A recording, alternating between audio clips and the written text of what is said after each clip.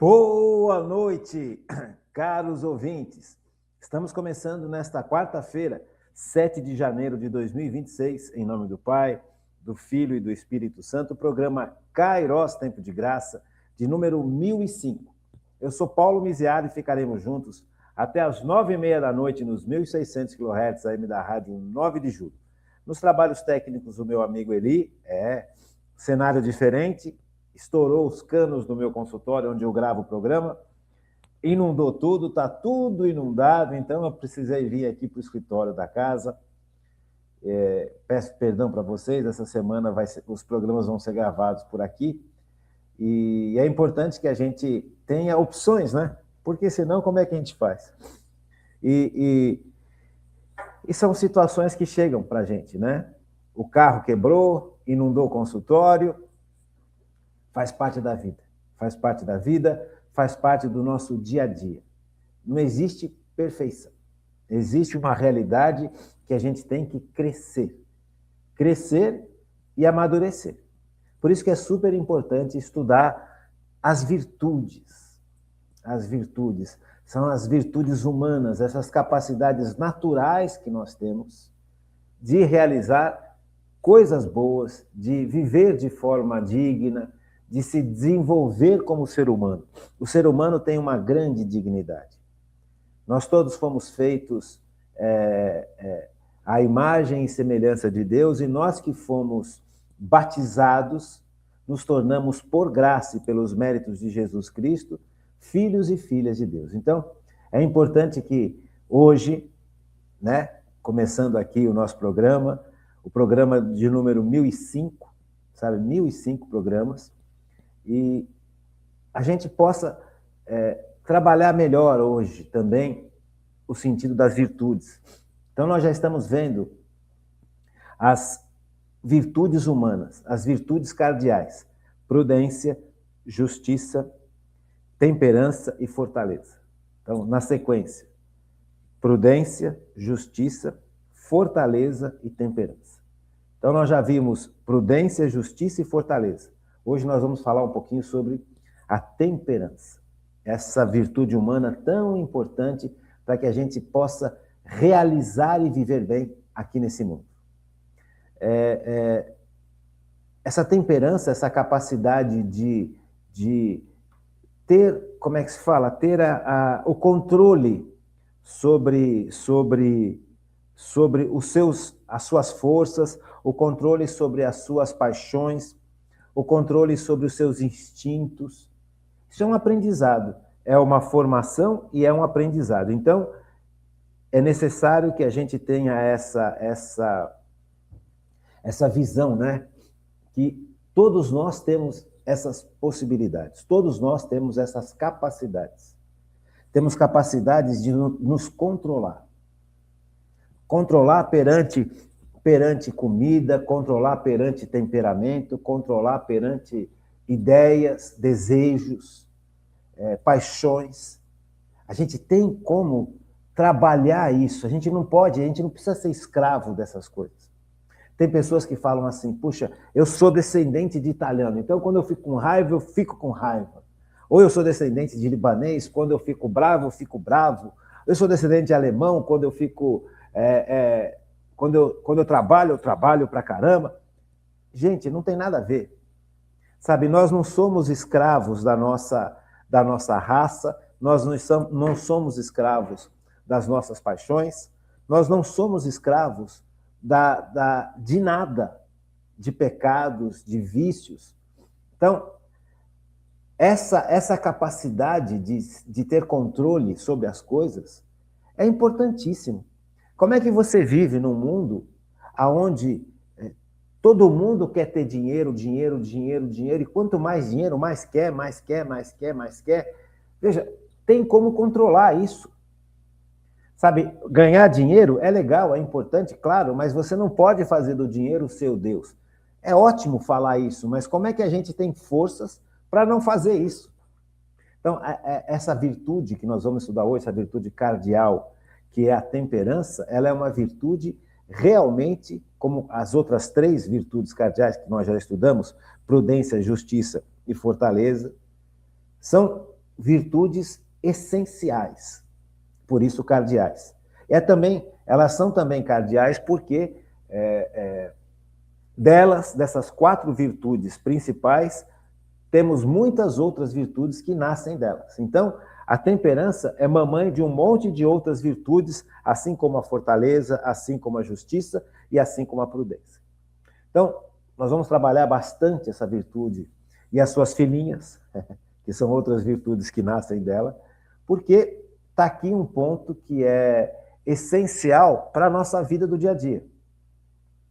Se você, por exemplo, você está trabalhando, se você não é capaz de se concentrar no seu trabalho, você ficar disperso, você ficar indo para... Toda hora você para, toda hora você quer tomar um café, toda hora você quer comer um negocinho, toda hora você quer abrir a internet.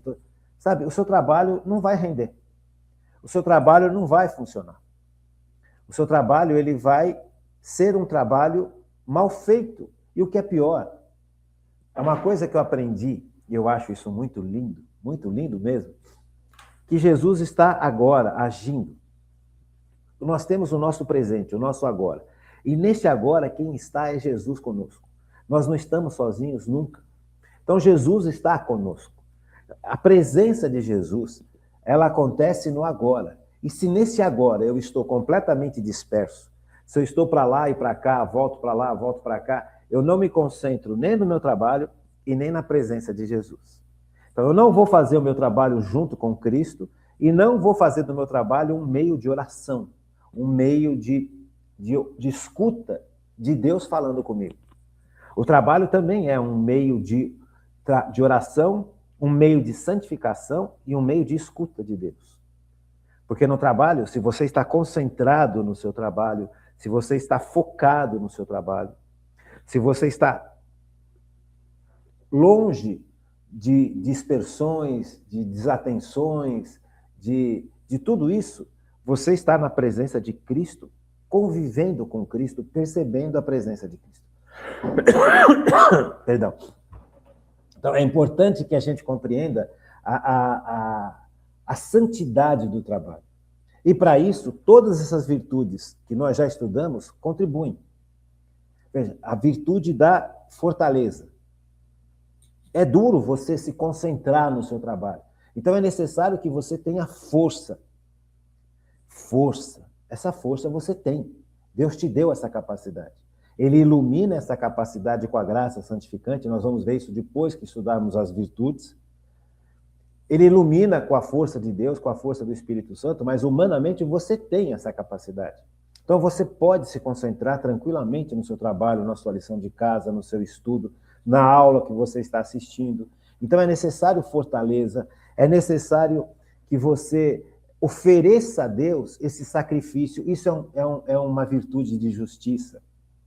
Senhor, eu vou me concentrar nessa aula, eu vou me concentrar nesse meu trabalho, eu vou me concentrar no meu estudo e eu vou oferecer ao Senhor, eu vou oferecer ao Pai, em nome de Jesus, este tempo de concentração, de atenção e dedicação. Percebe? Isso é justiça também, porque eu estou dando a Deus o que Deus merece. Eu estou oferecendo a Deus uma oração, um reconhecimento, eu estou oferecendo a Deus um louvor com a minha vida. Então, veja, e é prudente que eu me concentre no meu trabalho, porque senão eu posso fazer coisa errada. Percebe como as 4 virtudes cardeais humanas se completam, se ajudam? Então, a temperança é essa capacidade humana de fazer as coisas, de ter domínio sobre si mesmo. A temperança, nos fala São Paulo aos Gálatas, Gálatas 5, 22, 23, é também fruto do Espírito Santo. Veja, olha que coisa mais linda aqui, ó. Gálatas 5, 22, 23. Fruto do Espírito Santo. E aqui eu quero explicar para você, eu vou ler, e depois eu quero explicar para você, porque a gente não entende muito bem o que é fruto do Espírito Santo.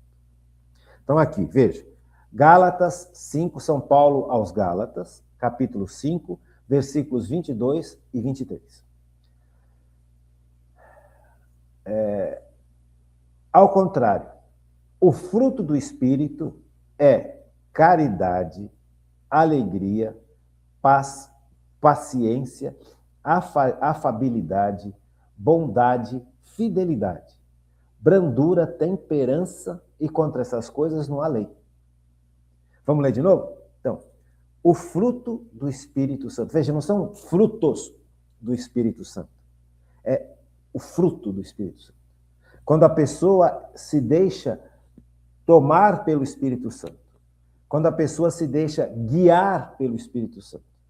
Quando a pessoa se deixa dirigir pelo Espírito Santo, que age dentro da gente, depois que Jesus morreu e ressuscitou e derramou sobre nós o Espírito Santo, se nós deixarmos que o Espírito Santo haja plenamente e dirija a vida da gente, nós vamos chegar neste nível de existência, que o fruto desta ação do Espírito Santo compreende todas essas virtudes. Veja, é fruto do Espírito Santo, não é só obra humana, não é só exercício humano, não é só esforço humano, é esforço humano, é exercício humano, é descoberta dessas capacidades dentro de nós, mas é também a ação específica do Espírito Santo na vida da gente. Então, veja, aqui São Paulo está falando que o fruto do Espírito Santo é o conjunto de todas essas virtudes que foram elencadas aqui. Todas essas virtudes estão ligadas com as 4 virtudes cardeais. Todas elas. Então, veja, é como você pega uma laranja. Você pega uma laranja, a laranja é um fruto. Certo? Se você descasca a laranja, tira aquela casca, tira aquela pelinha, você vai encontrar vários gomos. Você não vai encontrar um gomo só. Você vai encontrar muitos gomos que formam aquela forma, né, arredondada da laranja. Então, cada gomo daquela laranja faz parte da laranja. Então, o fruto do Espírito Santo, desculpa a comparação pobre, mas é isso. É como se fosse uma laranja, cheia de gomos. Então, se você não está sob a ação do Espírito Santo, você não tem esse conjunto equilibrado, bonito e adequado. Você compreende? Então, vamos ler de novo, porque é bonito e é importante. Olha, São Paulo aos Gálatas, capítulo 5, versículos 21 e 22. Não, 22 e 23. Ao contrário, o fruto do Espírito é caridade, que é amor, alegria, paz, paciência, afabilidade, bondade, fidelidade, brandura, temperança. E contra essas coisas não há lei. Ou seja, se você vive desse jeito, movido pelo Espírito Santo, nessa consciência desse potencial humano que está sendo entregue ao Espírito Santo, veja, a capacidade humana de me controlar é minha, Deus me deu, Deus deu para você, nós nascemos com isso. Só que eu preciso aprender a viver isso, a descobrir isso, esse potencial dentro de mim e pôr em prática.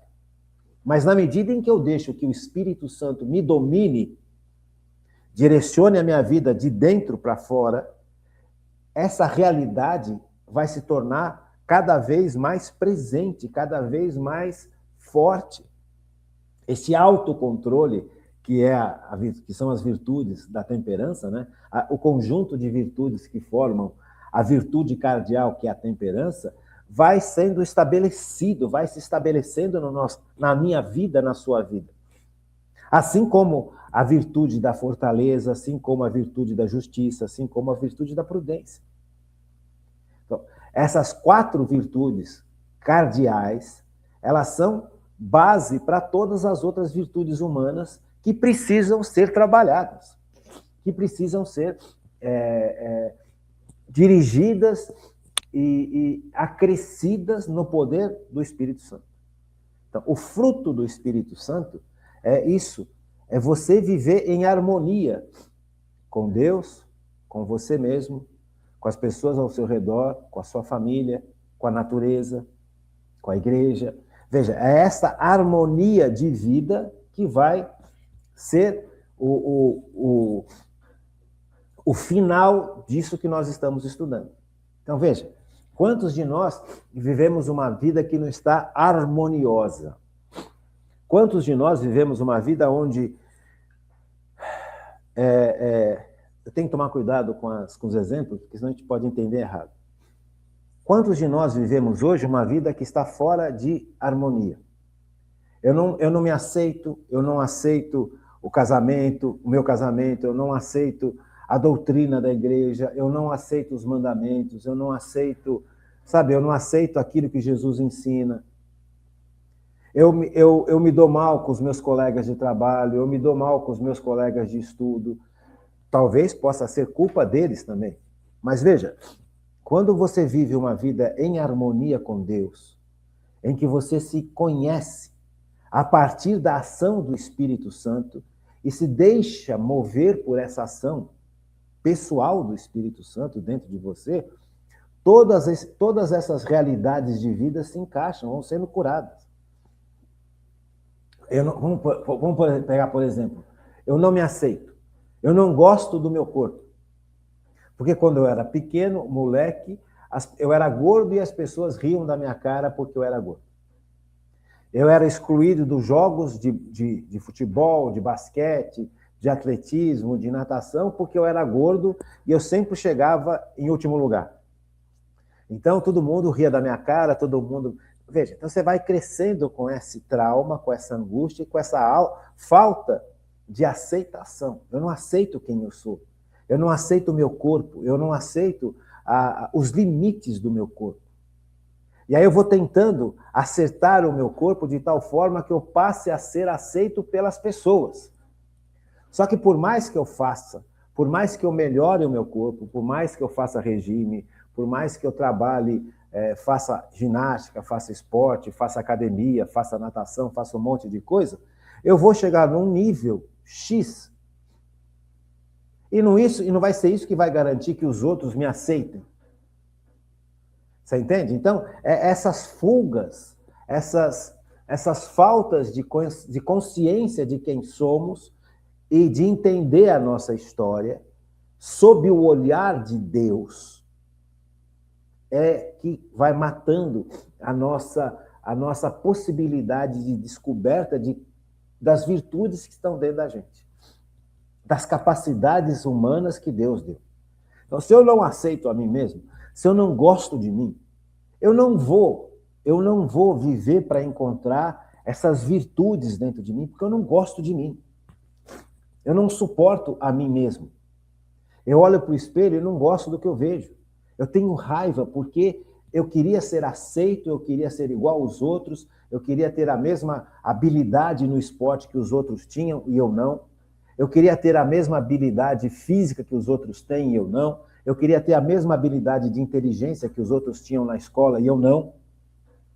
Você percebe? Então, eu vou criando uma série de barreiras que impedem que eu realmente olhe para dentro de mim e perceba valores e virtudes que estão dentro, que Deus já me deu, que precisam ser descobertas e colocadas em prática, para que elas possam se desenvolver. Veja, as virtudes, as cardeais e as que nascem das virtudes cardeais, elas existem dentro de nós.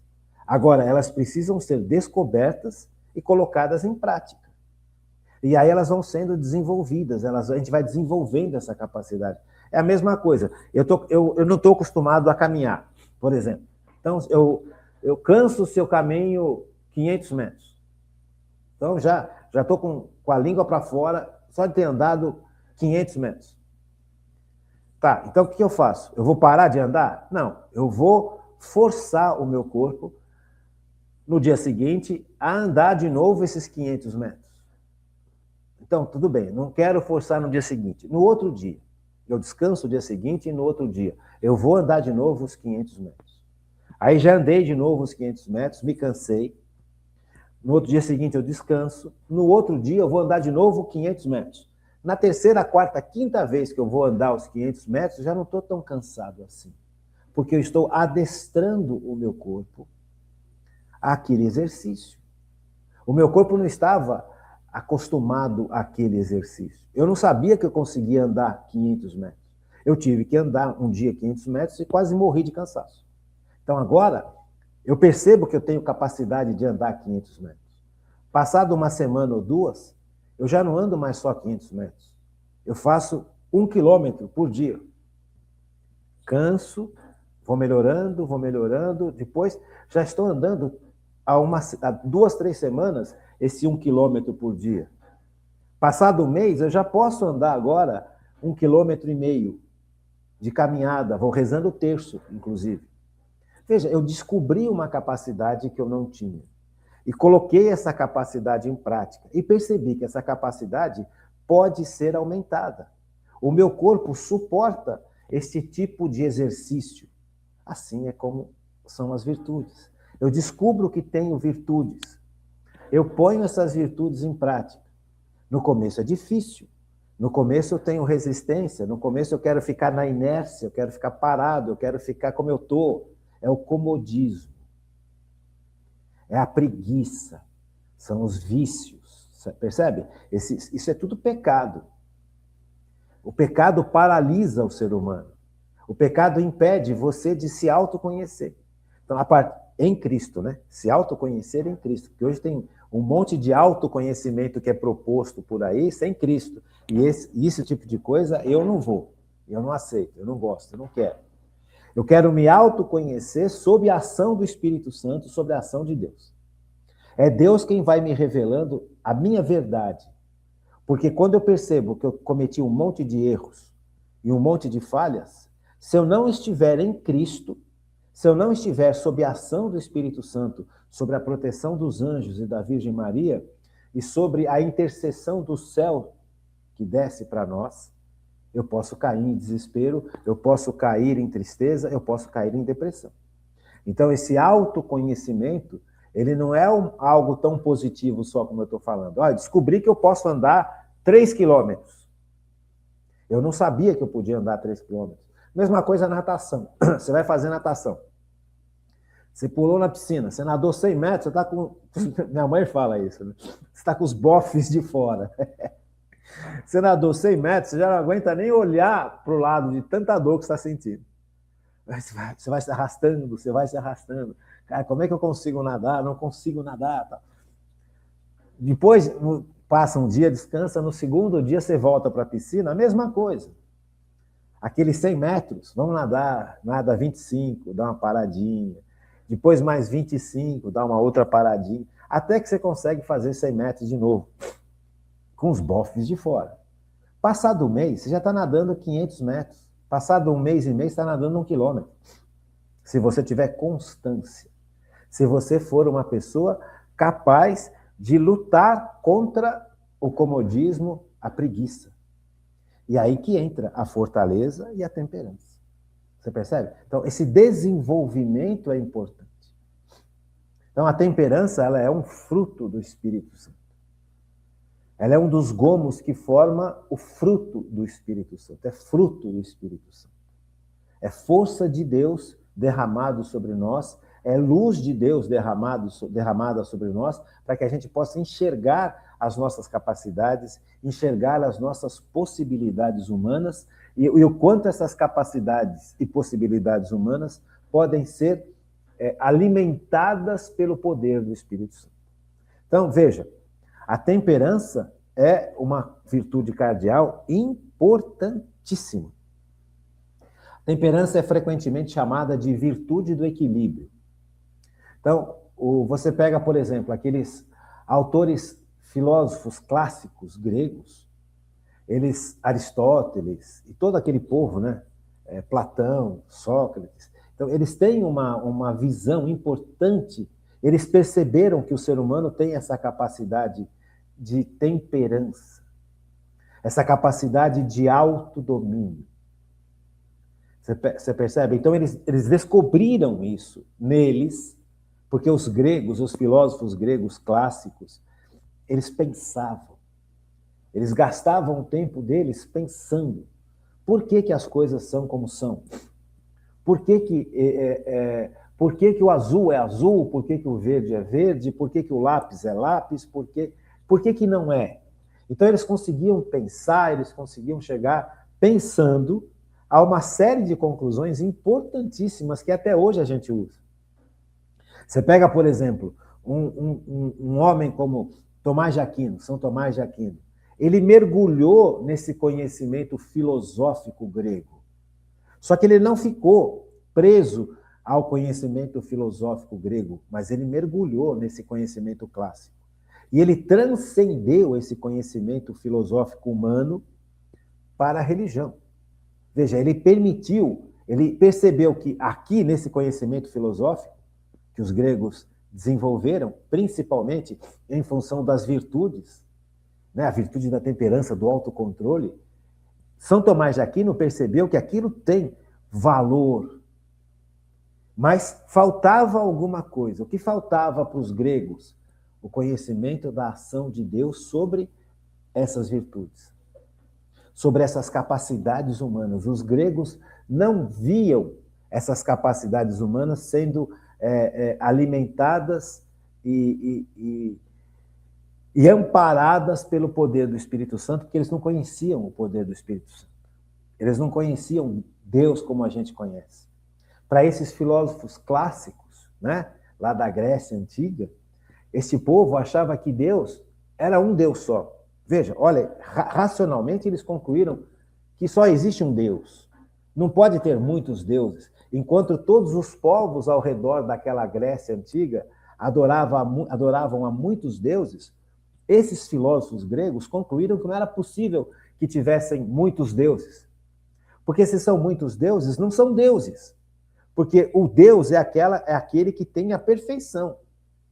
Se falta alguma coisa nesse Deus de perfeição, ele não é Deus. Você percebe? Se você tem dois deuses, um deles ou os dois não são deuses.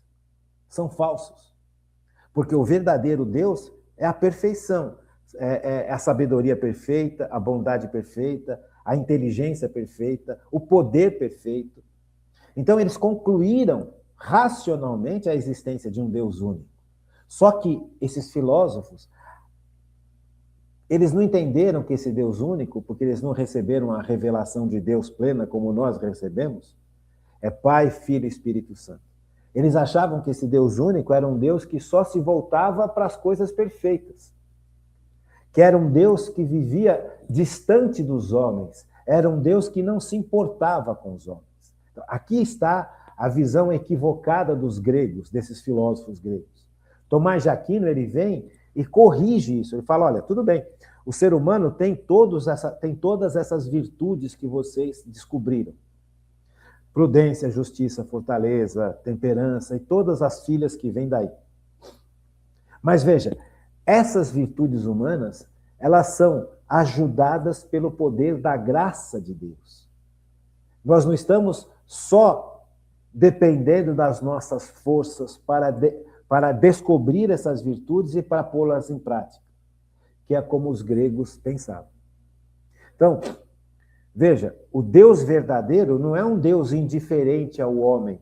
O Deus verdadeiro é um Deus que se debruça sobre os homens. É um Deus que se faz homem e morre no nosso lugar. Então, aqui nós temos um salto quântico na revelação, porque Deus se revelou. Não foi Tomás de Aquino que chegou a essa conclusão sozinho.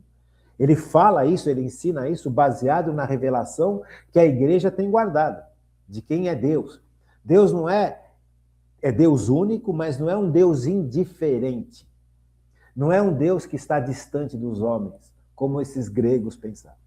Então, muita gente hoje ainda vive essas virtudes e busca viver essas virtudes somente com as forças humanas, somente com as capacidades humanas, somente com a nossa inteligência e a nossa vontade. E não permitem que a ação de Deus venha em favor dessa descoberta das virtudes em nós e desta ação e do desenvolvimento dessas virtudes em nós. Lembra de correr e andar e nadar? Começa pouquinho e vai crescendo. Então, importante que a gente tenha esse quadro. Isso serve para todas as virtudes, principalmente também para a virtude da temperança, que é esse autodomínio. Então, os gregos criaram filosofias depois que endeusam os homens, como se os homens fossem capazes de fazer tudo isso sozinhos. Hoje, muita gente acredita que o homem é capaz de fazer tudo sozinho, porque se volta a pensar daquele jeito como os gregos pensavam, e desprezam a revelação que Deus faz sobre si mesmo. Vivemos um tempo onde há um desprezo da revelação de Deus. Deus se revelou Pai, Filho e Espírito Santo em Jesus Cristo. Deus revelou o seu poder para Israel, para o povo de Israel. Deus revelou para a igreja os sacramentos. Foi Jesus que instituiu cada um dos 7 sacramentos. Então, Deus mostrou quem ele é, para que a gente possa saber que esse Deus é um Deus que ama a humanidade, é um Deus que se debruça sobre a humanidade, é um Deus que não deixa nenhum de nós sozinhos. Somos nós que abandonamos Deus, Deus não abandona a gente. Então, esse conceito ele é muito importante nesse estudo das virtudes, porque nós corremos o risco de nos tornarmos orgulhosos e acharmos que somos capazes de desenvolver tudo isso somente de forma humana. A gente consegue desenvolver isso de forma humana, sem dúvida. Volto a falar. Eu espero que vocês entendam isso. E eu espero que eu consiga explicar isso. A gente consegue desenvolver as virtudes de forma humana, é evidente. Nós temos esse potencial. Só que esse potencial... Eu consigo manter, por exemplo, a temperança até um determinado ponto. Depois eu caio, eu não aguento constantemente. Posso até aguentar constantemente um tempo. Depois, veja, você vai fazer um regime. Você vai fazer um regime. Eu sempre falo isso para vocês como exemplo. Com um susto, você foi no médico, o médico falou, olha, a sua glicose está lá em cima, você está com um problema seríssimo, se você não se cuidar, você morre. Você toma um susto, mas vou morrer? Então, a partir do momento que você levou aquele susto, você está movido pelo medo, movido pela ansiedade, movido pelo choque. Então você fala, opa, vamos maneirar aqui. Comer uma torta inteira, eu vou comer um pedacinho. Ao invés de comer um filão de pão, antigamente tinha filão de pão, não sei se você lembra, eu vou comer um pedaço de pão. Ao invés de comer 3 tipos de queijo, eu vou comer um queijo branco. Eu vou comer uma ricota. Você percebe? Você começa a mudar aquilo que você sabe por orientação que te faz mal.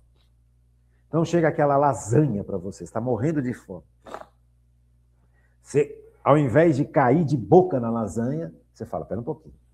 Vamos comer uma salada antes, vamos comer um pedaço de maçã antes de comer a lasanha, para eu matar essa fome brutal que me faz comer um monte de lasanha.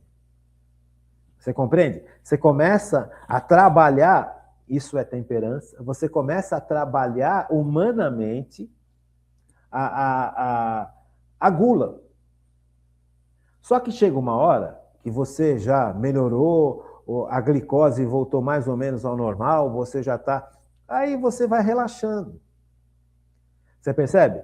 Você pode não relaxar? Pode. Você pode continuar fazendo esse regime por um bom tempo. Só que chega uma hora que você larga de mão. O ser humano é assim. Nós somos assim.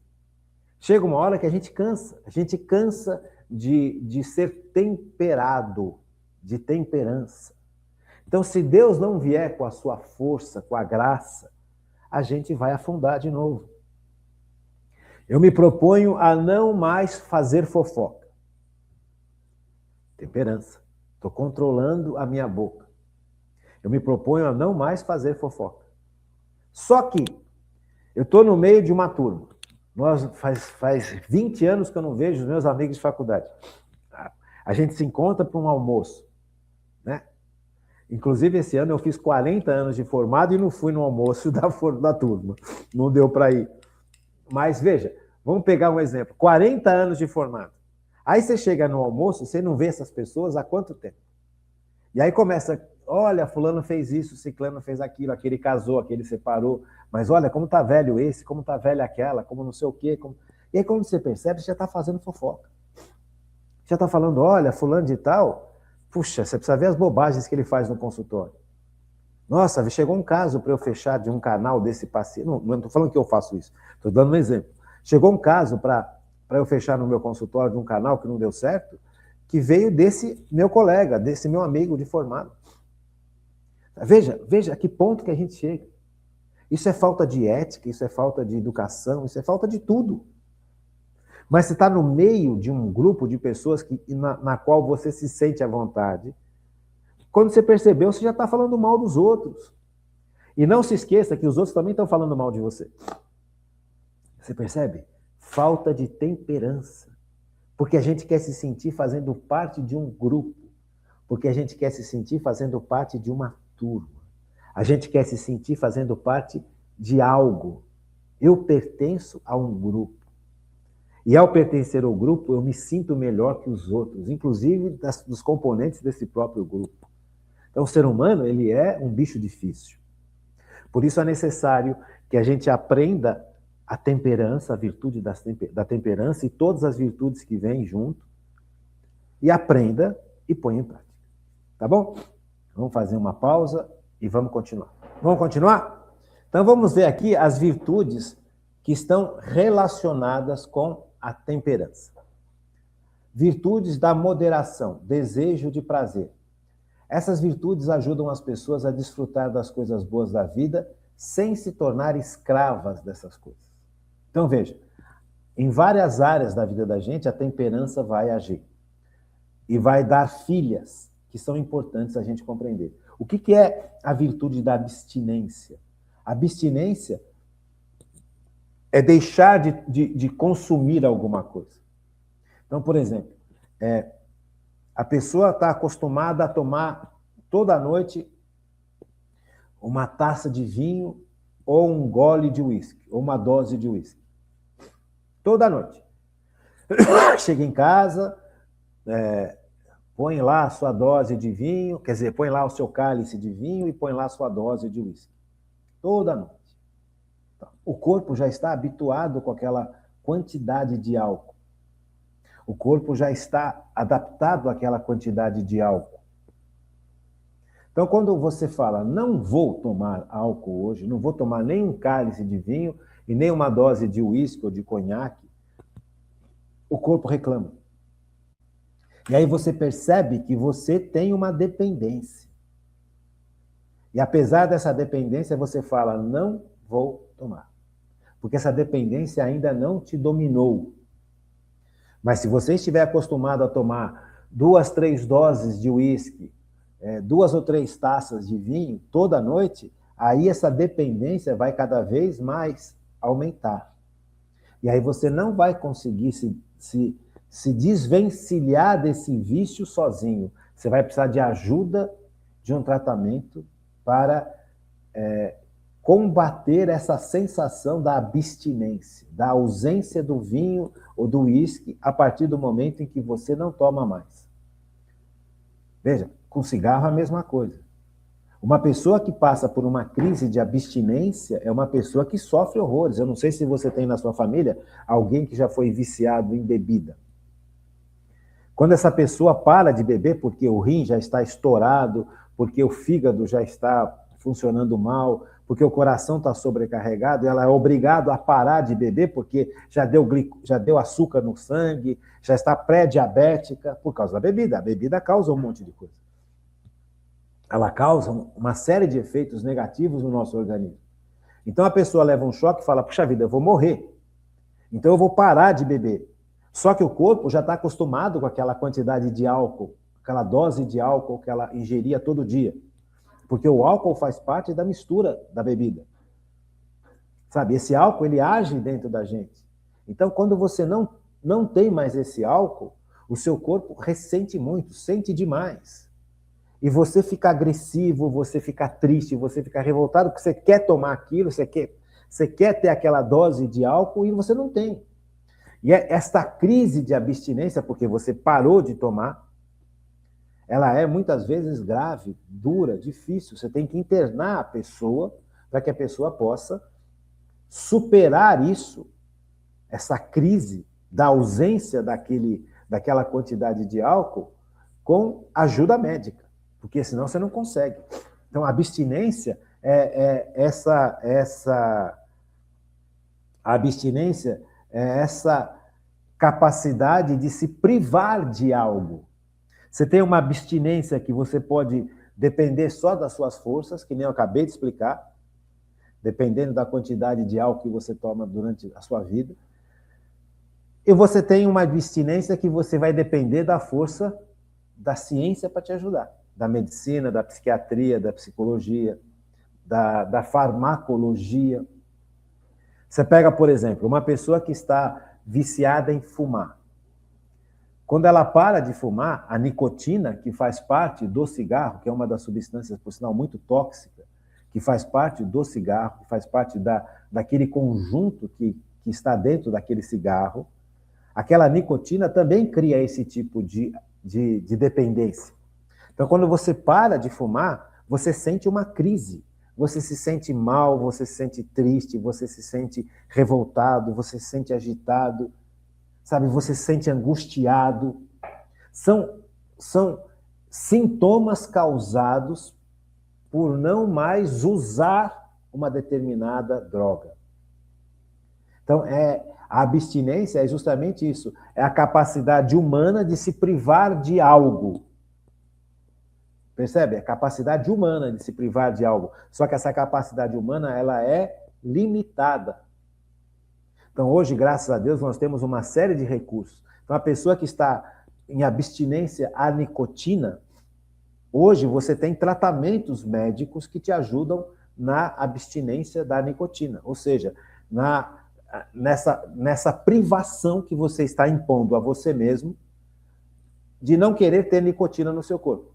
Então, você vai colocar adesivos que tem um pouco de nicotina, você vai fazer um tratamento médico, você vai tomar algumas medicações que vão te ajudar nesta situação de angústia causada por justamente você não consumir mais esse tipo de substância. Então, antigamente era tudo na força. Meu pai, engraçado, o meu pai fumava. Meu pai já faleceu em 91, né? O meu pai fumava. E aí, um dia ele chegou e falou assim, eu não vou fumar mais. Veja, ele tomou uma decisão, eu não vou fumar mais. O fato dele fumar trouxe para o meu pai uma série de problemas. E uma série de vícios, porque estava viciado na nicotina, estava viciado no ato de fumar, em segurar o cigarro, estava viciado. Ele falou, não vou fumar mais. Pegou o cigarro, o maço dele, jogou fora e nunca mais fumou. Veja, então, ele passou por essa crise de abstinência, porque a abstinência não é uma crise, a abstinência, veja, tem que ficar bem claro isso, gente. A abstinência não é uma crise, a abstinência é a capacidade humana de se privar de algo. Aqui eu estou dando exemplo de vícios, mas pode ser outras coisas. Então, a abstinência é a capacidade de se privar de algo. Veja. Entende? Agora, certas substâncias, quando a gente se priva do uso delas, causam crises muito sérias no nosso ser. O álcool, a nicotina, a cocaína, a crise de abstinência, a cocaína é brutal. Esse mal-estar causado por você parar de usar aquela droga, a crise de abstinência ao crack é horrível. Então, é esse choque que o organismo sente de não mais usar aquela substância que causa essa crise. A abstinência é a capacidade de deixar de usar. A crise de abstinência é o choque que o organismo sente quando você deixou de usar determinada droga, ou determinada substância, ou determinada situação. Então, sempre vai ter um choque. O seu organismo sempre vai se ressentir. Então, meu pai conseguiu passar por tudo isso, ele abandonou o cigarro, passou pela crise de abstinência e seguiu adiante. Nunca mais fumou. Nunca mais fumou. E ele falava, quando ele era vivo, que ele passava nos lugares, que a gente ia no futebol, né, no Morumbi, o papai tinha cativa no Morumbi, e a gente ia assistir futebol e todo mundo fumava, porque não era naquela época que eu ia assistir futebol com meu pai, as pessoas podiam fumar em qualquer lugar. Fumavam em restaurante, fumavam no futebol, fumavam no avião, fumavam no ônibus, fumavam em qualquer lugar público. Hoje que tem leis que proíbem você de fumar em lugar público. Nessa época não tinha. Na época meu pai, que eu era moleque e a gente ia para o futebol junto, então a gente estava sentado na cativa, um monte de gente fumando. E eu perguntava, papai, você não sente vontade de voltar? Ele falou, nenhuma. Até o cheiro me faz mal. Então, veja, a abstinência é justamente isso. A abstinência é a capacidade, vamos falar de novo, é a capacidade de se privar de algo. Tá claro, né? Agora, em muitos casos, este se privar de algo, dessa droga ou de algum outro tipo de droga, vai causar uma crise no seu organismo. Até o seu organismo se recompor. Até o seu organismo não mais necessitar daquela droga. Até o seu organismo jogar fora tudo o que restava daquela droga dentro de você. Então, isso é a crise de abstinência. A abstinência é a capacidade de se privar de algo. Por exemplo, nós falamos aqui de drogas e tudo mais. Agora, veja, quando você vai servir a Deus, se você é uma pessoa muito rica, você está acostumado a uma vida de luxo.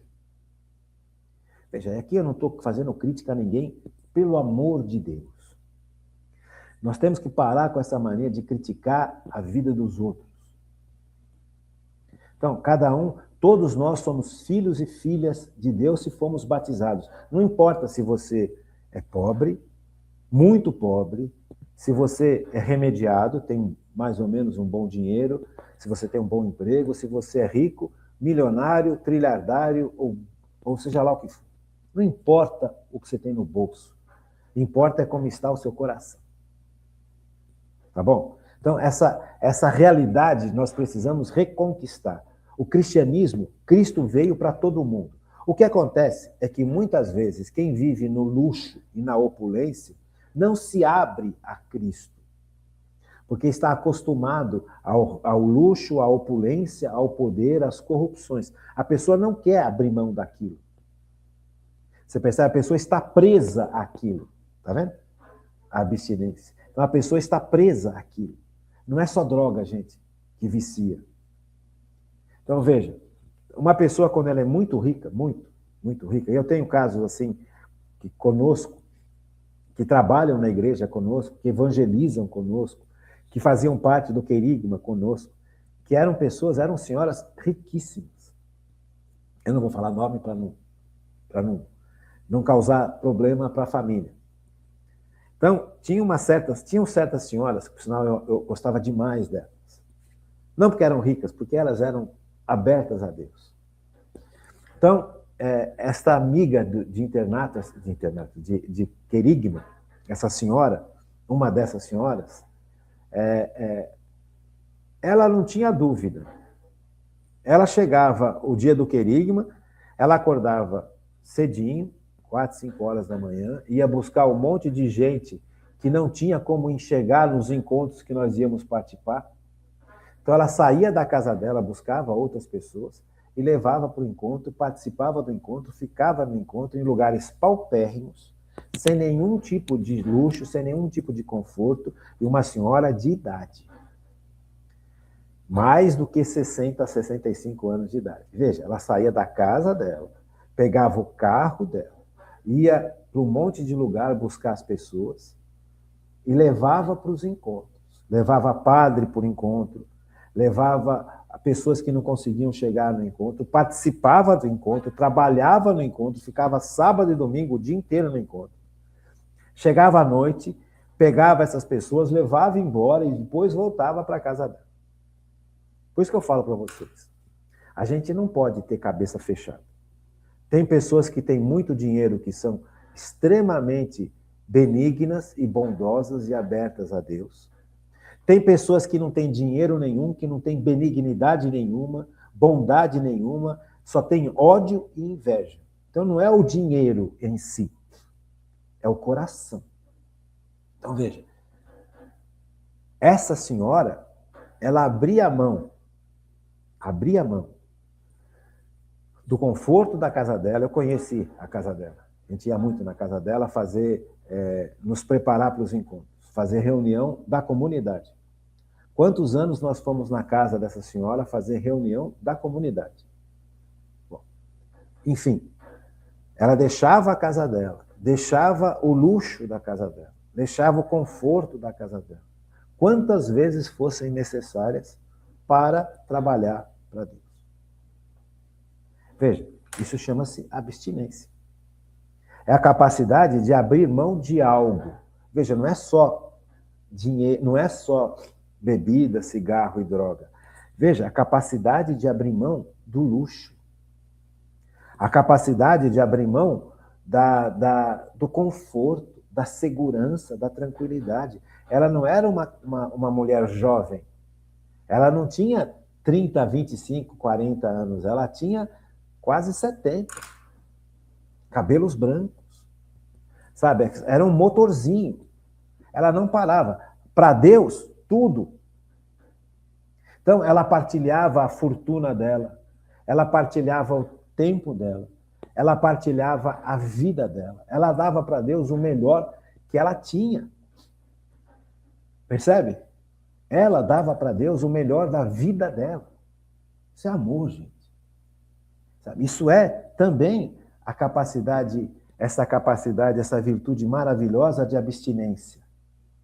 Ela está abrindo mão de algo. Ela está se privando de algo em favor do bem comum. Você entende? A pessoa que para de usar droga, ela se priva da droga porque ela descobriu que ela vai morrer. Está tão claro que ela vai morrer que ela abre mão da droga. E aí vai passar por todo o processo de limpeza do organismo que vem com essa crise de abstinência. Mas agora, abrir mão é a abstinência.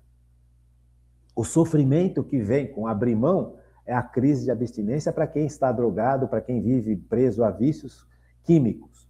Álcool, cigarro, nicotina, cocaína, drogas sintéticas e tudo mais. Agora, há outros tipos de abstinência. Você abrir mão de algo que você tem para você poder servir a Deus.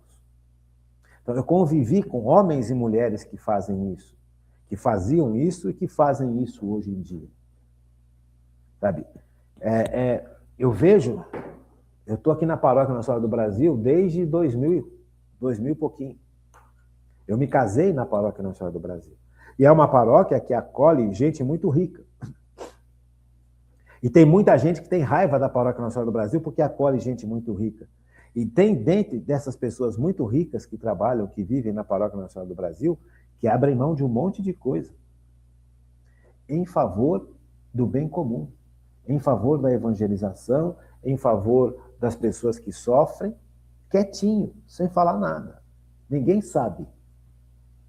Então, veja, a abstinência, ela não é algo assim que está restrita só a drogas.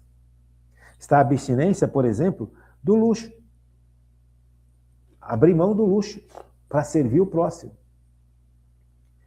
Abrir mão da internet. Então, o que eu faço? Veja, eu tenho que me preparar para as formações que eu dou para vocês e para os outros lugares que a gente vai, como Paróquia Nossa Senhora do Brasil. Então, eu preciso me preparar. Só que é gostoso você estar na internet, é gostoso, é uma delícia. Só que eu preciso ler uma série de livros para poder me preparar para as próximas aulas que eu vou ter que dar para vocês. Então, eu tenho que abrir mão de internet para poder pegar o livro e ler.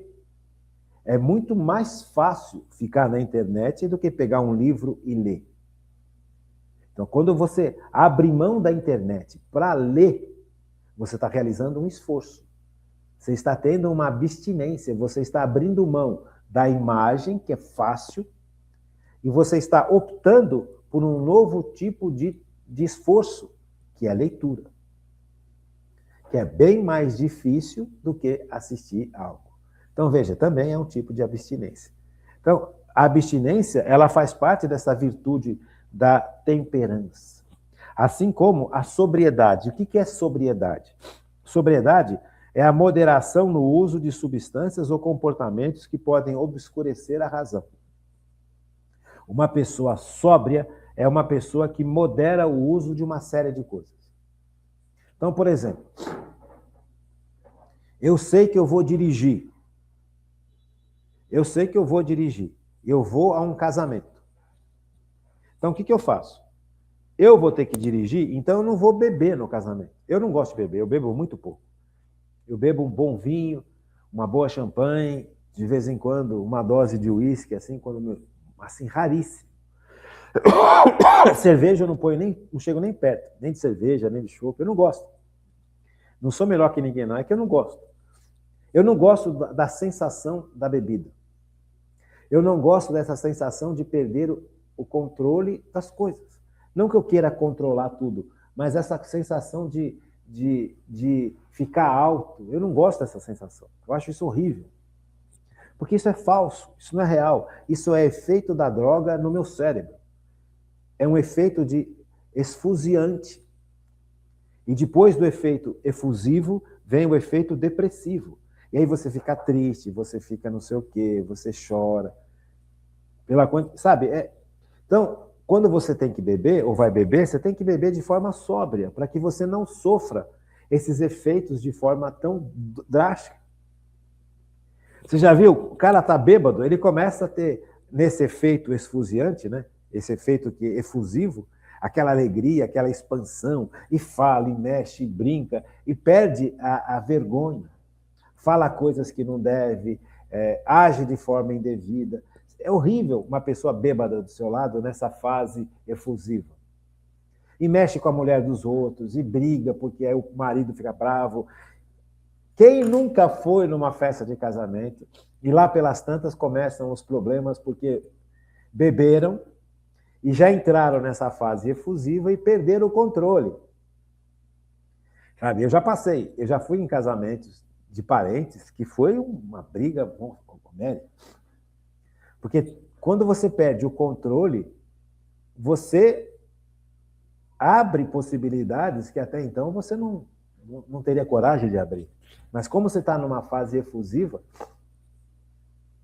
então aquilo que está guardado no seu coração, você não tem mais trava que impede você de falar o que você queria falar para alguém que você está com raiva, que você não gosta, que é teu parente e tudo mais. E aí, nessa fase efusiva, você detona. E a outra pessoa também está na fase efusiva, ela vai detonar você também.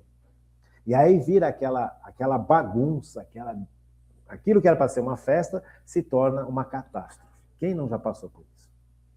Pelo menos eu já vi umas 2 ou 3 que eu nunca mais quero ir em festa de casamento de parente.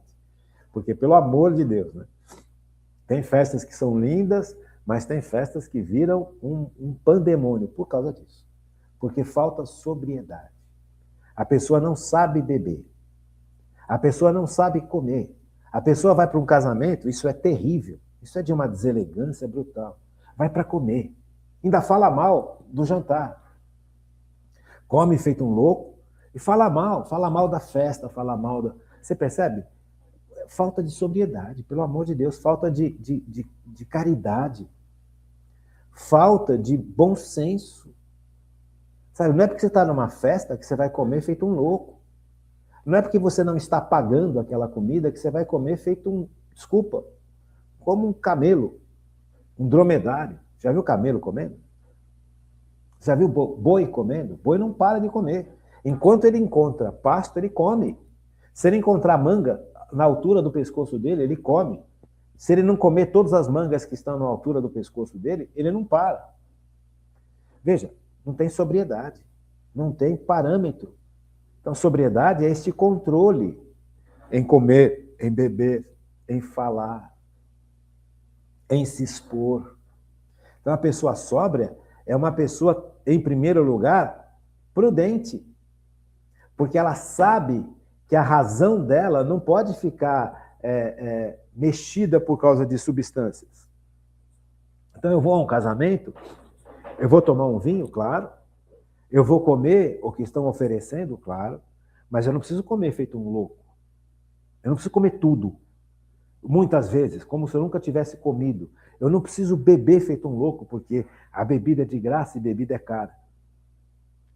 Então, sabe, isso é de uma deselegância brutal, isso é de uma falta de sobriedade total. Então, O excesso de comida mexe comigo, com a minha razão. O excesso de bebida mexe muito mais. Então, a sobriedade, ela é uma forma de temperança. Sabe, quantas e quantas vezes, na faculdade, chegava sexta-feira, todo mundo, como a gente vivia de carona, eu não podia vir embora, porque a faculdade era muito longe da minha casa, então eu dependia de carona. E voltar de ônibus na minha faculdade para minha casa era quase que impossível, né? Você tinha que ficar 2, 3 horas num ônibus, para depois chegar mais, pegar outro ônibus e não sei o quê. Ia chegar em casa 9, 10 horas da noite, porque eu ficava o dia inteiro na faculdade. Então, a gente tinha carona, a gente formava carona e voltava para casa. A carona deixava a gente em determinados pontos, e daquele ponto, ou a gente ia a pé para casa, ou pegava um ônibus, aí ficava mais razoável. Então, sexta-feira, na minha faculdade, as pessoas se reuniam, acabavam as aulas, ou mesmo matava a aula, ia lá para o boteco e ficava bebendo. E bebia, e bebia, e bebia. Eu detesto beber. Eu não sou melhor que ninguém, não. É que eu detesto beber. Eu não gosto do gosto da bebida. Eu não gosto de me sentir alto. Nunca gostei. Não gosto de me sentir depois triste. Não gosto. Não gosto de passar mal. Sabe? Então, as pessoas ficam bebendo, bebendo, bebendo, bebendo. Eu cansei de levar a gente para o hospital tomar soro na veia. Porque era o único que conseguia dirigir, porque eu não bebia. Então eu tinha que ficar ao lado de uma multidão de pessoas bêbadas, jovens, homens e mulheres, que já não eram mais crianças. Sabe? É deprimente. É deprimente. Quem está de fora e vê aquilo, é deprimente. Você imagina você levar uma pessoa toda sexta-feira, punha no carro, levava para o hospital da própria faculdade para tomar soro, porque caía de tanto beber. Sabe? Caía, bebia. Sabe? Falta sobriedade. Essa pessoa pode ter um choque e não voltar, gente. Sabe? Essa pessoa ela pode ter uma quantidade de álcool no sangue que pode levar a óbito. Então, as coisas não são assim. A gente tem que ter essa moderação no consumo de substâncias tipo bebida, tipo comida. Sobriedade. Sabe? Você ser senhor da sua razão, e a sua razão iluminada pelo Espírito Santo. É gostoso você pensar, é gostoso você analisar as coisas de forma adequada sob a luz do Espírito Santo, não sob o efeito de drogas. Não sob o efeito de drogas. Tem uma série de compositores, de cantores e de atores que acham que escrevem melhor ou compõem melhor quando ingerem drogas. Na década de 70, existia um movimento que era o psicodelismo. E as drogas foram lançadas. E o mundo se drogava. Então, faça amor, não faça guerra. Esses absurdos todos que foram propostos na década de 70 vêm também do uso de drogas. Não, agora, conforme a droga que eu uso, LSD, eu consigo enxergar coisas que eu não enxergava, eu posso compor músicas que eu não compunha. Mentira. Mentira. Você pode compor as músicas, essas mesmas músicas, sem droga, sem vício e sem o uso de entorpecentes. Então, uma vida de sobriedade é uma vida de temperança, e a temperança faz bem. Ser uma pessoa sóbria faz bem. Ter controle sobre a sua razão, sob a ação do Espírito Santo, é a melhor coisa que a gente pode fazer. Tá? E é isso. Amanhã a gente continua nesse estudo da temperança e no estudo das virtudes ligadas à temperança, tá bom? Porque faz parte, é importante e é muito legal. Tá legal, gente? Fiquem com Deus, uma boa noite e até amanhã, se Deus quiser.